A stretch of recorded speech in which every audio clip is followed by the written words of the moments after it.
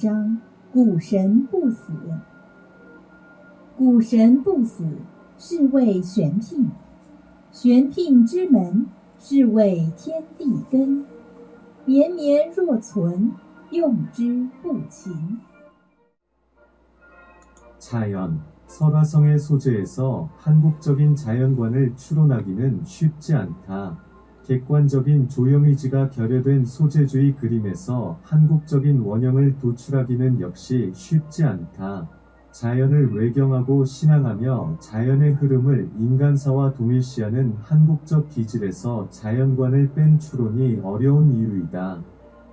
한국인 회화는 자신의 신체조건과 주어진 여건에서 만들 수 있고 자연을 위압하지 않는 작품으로 제작되는 경향이 있다.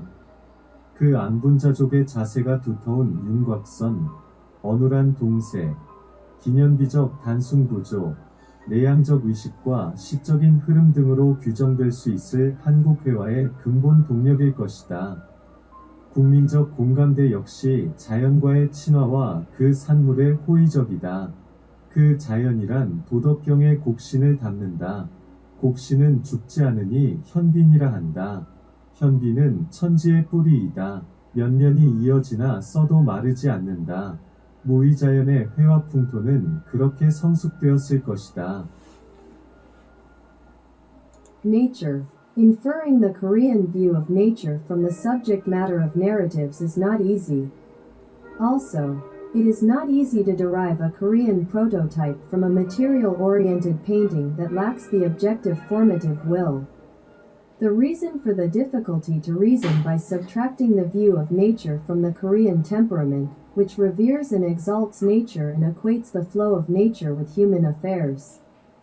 Korean painting tends to produce works that can be made within one's own physical condition and given circumstances and that do not overpower nature.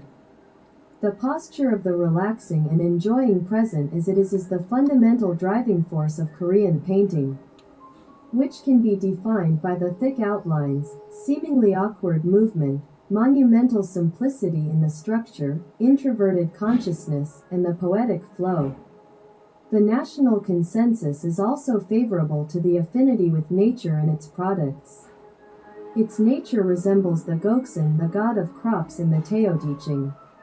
Goksun never dies, so it's called Yunbin.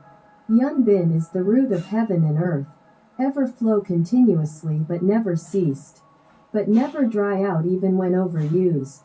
The painting climate of nature's spontaneous flow would have matured like that.